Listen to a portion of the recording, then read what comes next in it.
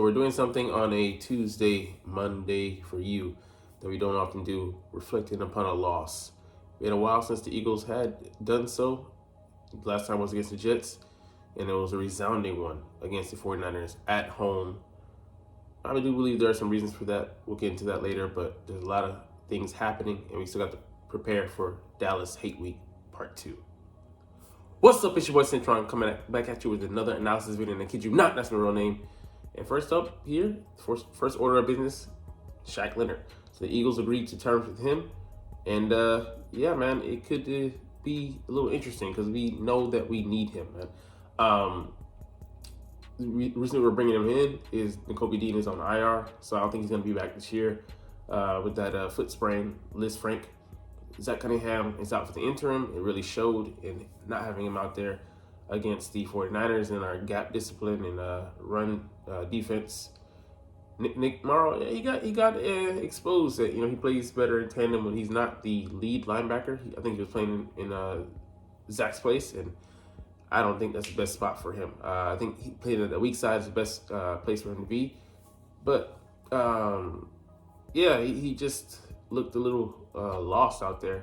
And I get it. The 49ers offense throws a lot at you and demands a lot of responsibilities for and duties for those in coverage and playing the gaps with the run. But yeah, he looked bad. But defense as a whole looked bad. So there's a lot of responsibility to be laid at everybody's feet. I don't think anybody had a good game in spots. Yeah, because we played well in that first quarter to shut them down. But outside of that, it was just a very droll effort, And yeah, man, I get that we played so many snaps. And we'll get to that later. But 74 against the Chiefs, and then following that 92 on defense. That's just a lot. And then within the span of 13 days against a team that's well rested, and another team that's going to be well rested.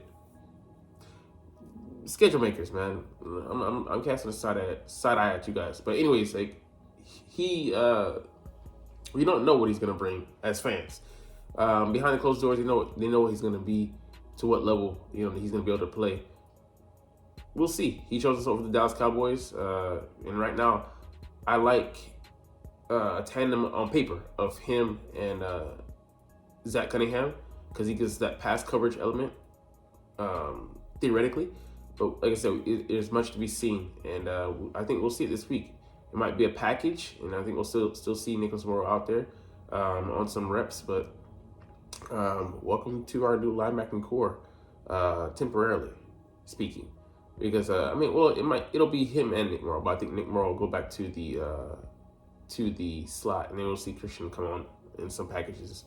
Sorry, I misspoke there a little bit because Zach Cunningham, he's not coming back this week.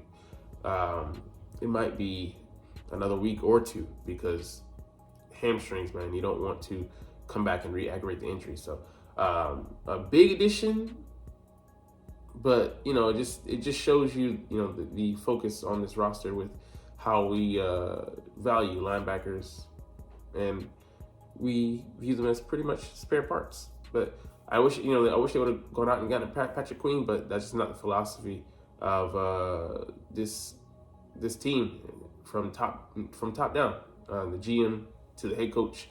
And I don't know. I don't know if we'll focus on that in the draft. As far as not priority, but to what degree we continue to see them devalue the position, we'll see in the draft, man. All right, let's get to the snaps, the meat of today's, or say half of it, today's video. Eagle snap count analysis, week 13 versus 49ers. Yeah, man. That one. All right, let's just say, Jalen Hurts didn't take all the snaps. He went to the locker room for concussion protocol, had to be cleared by an independent doctor, as well as just a league physician. And they each took 5 minutes with him, balancing and eye tracking, trying to see if he can have some short and a little bit of long-term memory recall. and everything checked out, and he was back in the game after 5 snaps. So, yeah, Marcus Mariota, he I don't know. You say he looked a bit promising, but we didn't even get a full drive to evaluate him because Jalen was back out there in a hurry. So, he had our longest rushing play of the game. And I think he provides a different explosive element challenge. And he did beat that 49ers defense in 2021. So, interesting little caveat there. But, happy to see that Jalen was able to clear that protocol. So that means he's good to go for Dallas this week. Because it would have been huge if, we had to go from, QB1 to QB2. And that's actually the only two that we have, and then we have the emergency quarterback thanks to the what we did to the 49ers in the playoffs. But Jalen, he didn't have a good game, man. I thought he was impatient, pressing, similar to earlier in the season, and just we wanted this one badly, but he didn't trust the plays developing, and he stayed in there a beat or two longer on some plays from the pocket. Just I feel like the route would have opened up, or like just. And also, but him hanging in there, he wasn't reticent to give up on plays. I don't know if it was one, we didn't have a dump off outlet for him, which we should always have baked into our offense. Just a little outlet there. You got to go with it after count of 3. I'll say count of 4. You're not gonna hit on explosive, and that's just the identity you want to hold on to. You just want to make plays downfield, even when we're behind. Methodically making drives and going down the field, that's fine. That's what the 49ers defense is presenting to you, showing to you.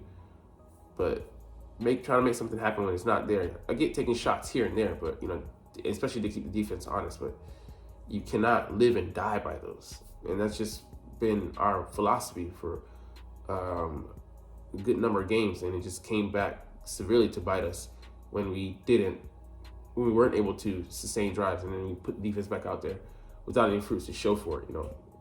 Should have been 14-0 instead of 6-0. Let's see, running backs. Kenny Gainwell. I don't have a problem with his snaps. I don't have a problem with this delineation of snaps.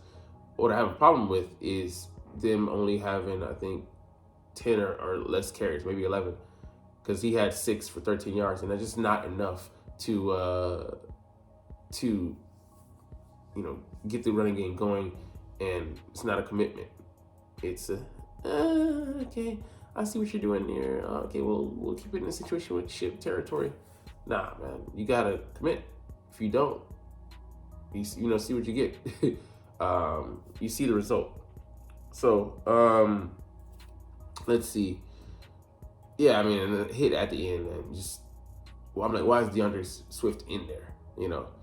Put Gainwell. Boston's got it, somebody, but the hit over the middle, man. I hope that there are no lingering effects from that, and he got blown up by a corner, similar to what Sheldon Brown did to Reggie Bush. Man, crazy similarities to that play, but yeah, he was bleeding out the mouth, man. Just like, come on, yeah. Okay, Jack Stolar, technically our starting tight end, had to go to the Blue Medical tent. Put other guys in there, man. On the final drive, I'm just like, it's we know we're not winning this game at this point, but I get it. Not fighting to the end and not giving up. Don't have a problem with the snaps. I prefer we use this guy over this guy, but I get he had 3 catches for like 28 yards or something like that. So, the effect of him, I get it, pushing deep, but it didn't seem to affect that 49ers defense the way, they were in coverage too much. It wasn't putting stress on the defense. So if it's not doing that, go with a more effective receiver. And I think Olamide Zaccheaus to this point has proven that, he can make some plays downfield. Just have to give him a chance. So, A.J. Brown and Devonta, he had to come out a little bit. He was okay. I think it was just like an equipment issue. Or like, just that thigh, he had to push through it. And he's like, bam, bam, bam, bam, hitting the thigh. Something like that. I don't know. On the sidelines, I wasn't able to see a clear shot because they were blocking. He was blocked from being in clear sight. So, Albert having the most snaps. Interesting, man. I mean, yeah, but I think he only had one target. So give the guy a chance, man. I think he could be a weapon, man. Just you see what he's put on film, and yeah, he's a receiving option. He's not going to give you much in the blocking game, but scheme for that. But they're just not going to make it a priority, and it's tough for them, to have guys come in and unless they really value their talent, and then the guys have to force themselves, aka DeAndre Swift in week 2, to prove about it, shadow of a doubt that they should be going to them.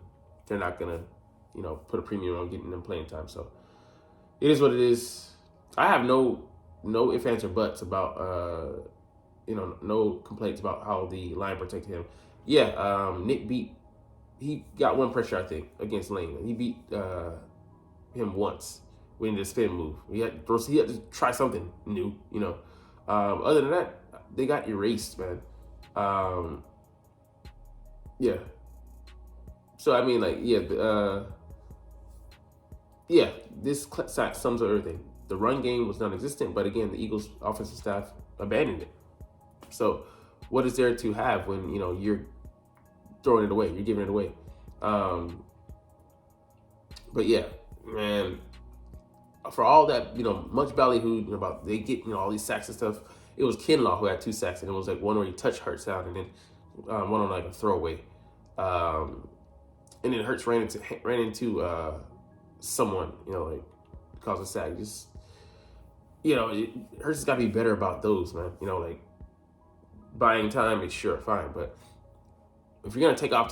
He was indecisive, because he's waiting for something to happen. I'm like, it's the worst place to be. And then the play calling, I feel like has to help him out on that.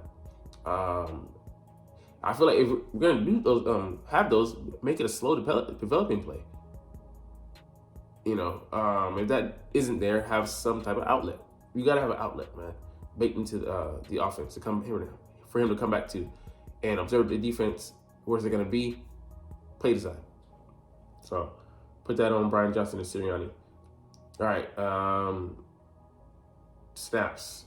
It's funny, it wasn't even that much because they were getting explosive plays. It's like you thought they would have been in the 50s, but they weren't out there long enough. It was just Deebo Samuel's 4 catches were buck 16 and huge amount of yak. Most of his catches were yak.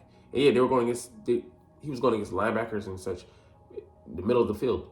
That's where they attacked because we didn't have guys to cover because we were trying to stop the run with 5 guys and didn't allow us to, drop an extra man into coverage. So, yeah, man, we got to figure out that on defense. But yeah, they didn't look as energized. I mean, they're just tired. They were tired, man. And yeah, still rotating guys in and out, but didn't have the same oomph, about them. Yeah, man. I mean, he was crying. He feel like he hurt his team. He's a very passionate guy. So kudos to him for being accountable. He's like, man, I fucked up, and I can't do that. Yeah. Yeah. He definitely probably didn't take it well. I'm just gonna get into that later, but yeah, he's coming from Georgia. They didn't lose, a lot. So, wow, snaps for. But I mean, at least you could say they rotated him in and out more. So Noah Smith did get more burn, and it was interesting. On the first drive, I thought that he was pretty. I mean, he offered something different. So I'd like to see. If they're gonna continue to develop him, but it's got to be you got to get something because behind these 3, he's the top option. So we got to get something from him.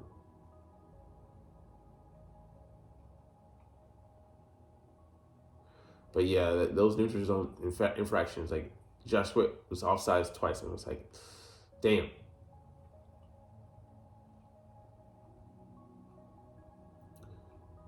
Yeah, I mean, it's not going to be a lot because there wasn't a lot to see.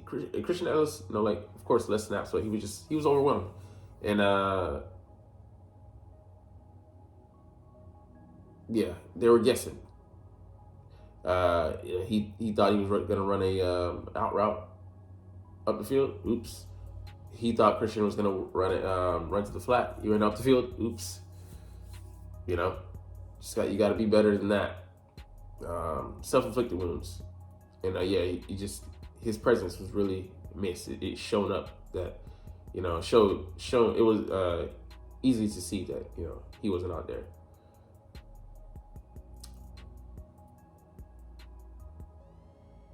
Wow. I mean, that's interesting that he chose us with what he saw. So, I guess maybe playing time ruled out, and he thought maybe still we were in a good position, maybe better position than the Cowboys. Yeah, 0 pass breakups, man. So we just like, I have to look again to see. I forget who we were playing off, but just if I'm gonna get beat, man, I'm reticent to get beat by being off, man. Unless I'm just that confident in my cover skills, like I was in college, just good. But yeah, like no, man, we didn't challenge, and it just they were running rough shots to the secondary. Eli Ricks, man, he looked awful in the 5 snaps that he was out there. Every time I feel like he probably 3 out of 5 times he got caught on. And it's only because they targeted him. Like they were like, oh, he 39's out there. Let's go after him with Juwan Jennings. I mean, just